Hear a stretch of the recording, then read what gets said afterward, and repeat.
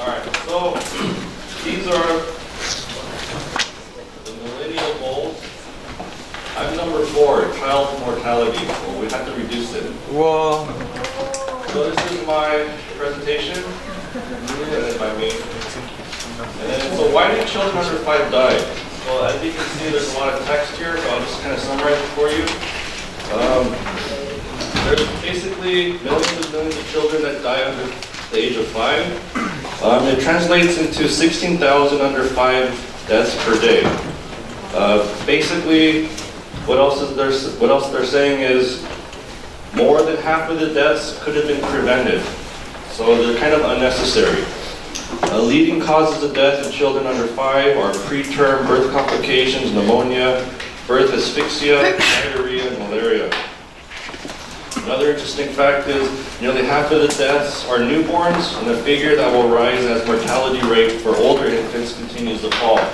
So that means basically, for those of you who took the bio courses, there's a limited resource. So if one party eats part of the resource, there's less available for the other party. So that's just increasing competition. That's kind of like the ecosystem analogy.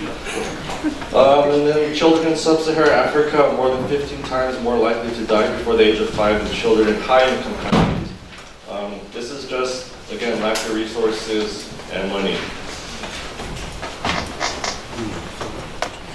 So how can we end poverty? These are just more stats, kind of similar to the first one. But the worst place is sub-Saharan Africa. This has the highest child mortality. And this has been basically the focus of all programs. To basically, if we can fix that area, other countries in the world can also be fixed. The target by the UN was to reduce child mortality by 2/3 from 1990 to 2015. This is from the UN website. Basically, the mortality rate of children under 5 has been cut by more than half since 1990. So let's take action and ensure that everyone can live healthy. This is just a graph. So the dark blue is showing what happened in 1990, and the lighter shade is in 2008. So as you can see, there's a decreased trend in child mortality rate, which is a good thing. So that means countries are trying their best to meet the UN goals.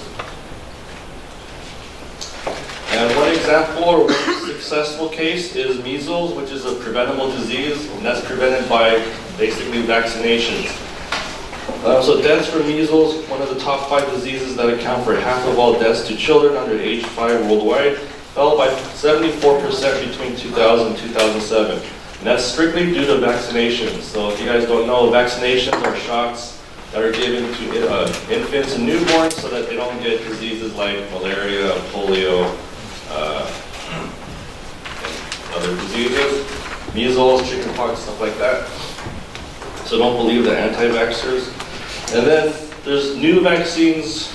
Oh, okay, so at the bottom of the graph it says new vaccines against pneumococcal pneumonia and retroviral diarrhea provide much promise to build momentum towards fighting the effects of pneumonia and diarrhea. So do you guys ever imagine that diarrhea can kill you? Everyone should say no in kind of developed countries. Do you guys know why diarrhea can kill children under 5? And bio people shouldn't have some idea. Louder, Yejin?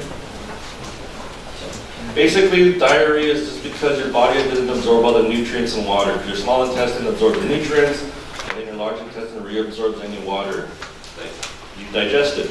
So it reabsorbs it into your bloodstream. But diarrhea, since it's watery feces, that means you didn't absorb it, which means the baby is susceptible to dehydration, which is not good. When you have dehydration and lack of nutrients and not a clean water supply, that can lead to death. So here's another slide. So there's basically a lot of children die every day, but there's 17,000 fewer that die every day. So that's showing a trend that something's happening in the world. But the UN wants more countries to do a better job at it. So 6 million plus children still die. So we need to make that number smaller than 6 million. Hopefully close to 0. Just here's another kind of graphic. 14,000 fewer children die every day, and more than 6 million die. It's kind of the same message. We just need to do a better job of our decrease in child mortality. Okay, so what I've been saying is child mortality has been, we've noticed that a good job has been done by the UN, by a lot of countries have been decreasing child mortality, but there's still a lot of children that are dying unnecessarily. So what the important things with the boldface is that 16,000 children die under 5 still every day. And it's basically not enough to meet the MDG of the 2/3 reduction, but we're still kind of on the right track. We just missed it by kind of a wide margin, but something is better than nothing. Here's something to put into perspective. I'm not sure if you guys can read this, but what I underlined is UNICEF is basically a nonprofit organization that helps underprivileged countries and children. They only got funded $1 billion, but the United States, they spent $144 billion on defense. So basically, the US Army spends 144 times more than UNICEF's attempt to decrease child mortality. So there's just a lack of resources. So everyone has good ideas, but it's just that the countries aren't able to execute the ideas. And here's an example you guys probably are aware of. This is an example of malnutrition. So this is how children under 5, one of the examples of how children under 5 can die. You've seen this a lot on those sad commercials. This is called kwashiorkor, and it comes from the Ga language. It basically means the sickness the baby gets when the new baby comes. Again, that's just an example of limited resources. So if I only have 10 pieces of bread and I give 8 of it to my parents and the older child, the newborn only gets 2 pieces of bread. That's not enough for him to survive. So you have to basically, the parents have to choose which child is going to survive, which is kind of not ideal. And you get this by basically eating too many carbohydrates, not enough proteins.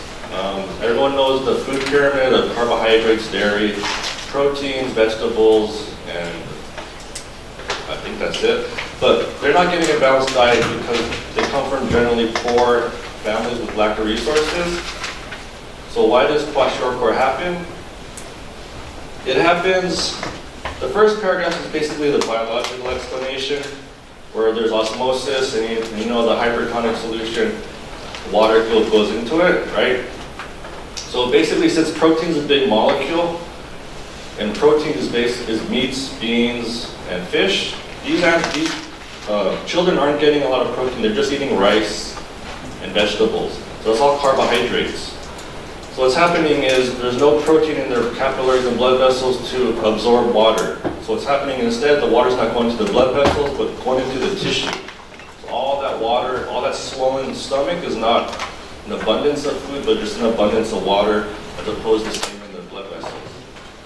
So how do you fix that is you basically have to give the baby protein, a source of protein, so that homeostasis can come back to normal.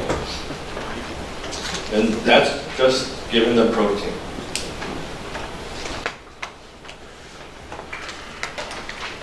So what can we do to reduce child mortality? This is just another stat to show you that compared to the richest children, the poorest children are 1.9 times as likely to die before 5. I thought this was probably the most appropriate graph because other childhood mortality images were they're really sad. So I didn't want to show that to you guys. But they're just saying the poorer you are, the more likely you are to die. You're under 5. So this is a chart of the causes of death, the preventable causes of death, and treatments in health systems. So the cause of death, risk factors, low birth weight, malnutrition, and then there's pneumonia, other acute respiratory infections. So they gave you the first column. So this column is the risk factors, this column is the prevention, and this column is the treatment. So if you have childhood diarrhea, you get that. The risk factors are you get not clean drinking water or food. You have poor hygiene practices. That means like not bathing, not washing your hands before you eat. Malnutrition. And how do you fix that?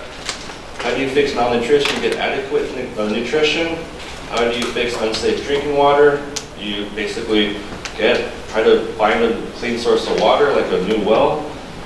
And then how do you treat that? So if you have diarrhea, you can treat it by a low osmolarity oral rehydration salt, which sounds complicated, but it's just basically Pedialyte or watered down Gatorade or Powerade, where it's just water with a low ratio of sodium and potassium. Bio people know that's your sodium, potassium, ATPase. So here's an example of a success story. So this is one of the sub-Saharan African countries called Rwanda. So that's the geographical location and the map right next to it. And just a little tiny country, that little red dot. So this is a success story because they detail how they were able to save 590,000 children's lives. So this guy, Dr. I'm not sure how to pronounce his name, I'll just call him Doctor. This doctor was able to reduce the top 4 killers of children: malaria, diarrhea, pneumonia, and malnutrition. How he did this was, instead of, so every village in Sub-Saharan, they're basically poor little villages, like rural farm villages, so they don't have easy access to hospitals. The hospitals might be hours away or a short airplane ride away. Maybe the roads aren't available. Even if there are roads, a lot of the families don't have cars, so they probably walk or use animals. So what he did was he basically made little health centers near the villages, so if some child had diarrhea or had some kind of illness, instead of traveling hours away, they could just go to the local medical center and then get the shot or get some kind of treatment, like basic treatment. Anything serious, they still have to go to the hospital, but they could get, the Pedialyte, or they could get a shot, like a simple vaccination to prevent malaria or chickenpox. So that helped a lot. And then another person in Rwanda, this guy, Randy Wilson, he passed out cell phones to everyone so that they could text each other. So healthcare workers from far villages could text each other and text and message hospital workers saying, oh, we have a really bad case of some kind of child that's really sick. We need you to prepare some kind of treatment. And then as that happens, the child would be en route to the hospital. So he's basically giving the poor villages instant messaging, text messages, so that they are able to communicate and like a community can treat the child, not just one individual health center versus another one. So everyone's working together with this communication. They're not ready yet for the internet, so the least you could do is give everyone cell phones so that they can communicate. This lady in Rwanda, this doctor, so everyone's poor and everyone knows that medicine is not cheap. Usually it's expensive. So people in rural villages, they don't have money, obviously, that's why their children are dying. But what she did was it's essentially nationwide health care. So anyone who had a sick baby could just go to the hospital and get treatment for either low cost or free. Before they would have to pay some kind of money, and maybe the family only makes like $2 a month, so maybe they couldn't even afford a shot. But she basically gave the whole nation, the whole country, nationwide health care, so everyone has access to health care. So that no one has to worry about, I can't afford this shot, or I can't afford this IV drip. So it's kind of a community thing because, as other teachers were saying, it's everything, all these MDGs are interlocked. So if a mother is educated, she's able to, the child mortality will decrease because the mother will most likely have access to money. And then that means she won't be working in the farms or the fields, she might be working in an office job. She'll be able to pay for any kind of treatment her child needs. Versus a poor family that lives just by picking crops, they can't pay for or get access to medical treatment. So something that could have been preventable, like diarrhea, just isn't preventable. This man is he just basically gave stats to compare that things can get better. He just collected all the data and gave us a report so that we're able to access these trends and notice these trends. He's more of a scientist person. So the solutions that we can use to save lives, reduce child mortality. So there's 6 main ones. The first one is immediate and exclusive breastfeeding. Everyone knows everyone should know breastfeeding is healthier than formula. There's just some things that scientists can't mimic yet, and there's a lot of colostrum in breast milk that formulas sometimes don't have. Skilled attendance for antenatal, birth, and postnatal care. Antenatal just means neonatal, so before birth. So if the mother has access to vitamins, proper treatment before the child is born, that could reduce pregnancy, childbirth complications.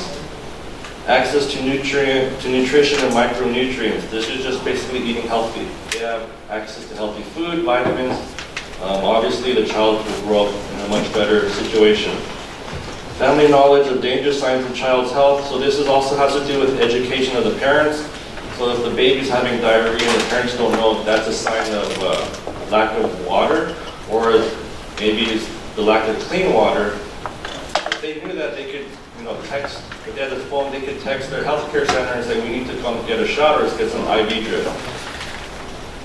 Number 5, improved access to water, sanitation, and hygiene. So this is similar to nutrition. If you eat healthy food, but you don't drink clean water, you're going to have a lot of digestive problems. And since babies under 5, children under 5, their immune system isn't that strong, everything that hurts them could be fatal. And plus, they're living in really bad conditions. And number 6 is immunization. So this is just shots so that they don't get diseases that they shouldn't get. And the paragraph is just saying basically everyone needs to work together as a community and as a country, and we can't do one goal without interconnecting with the other goals.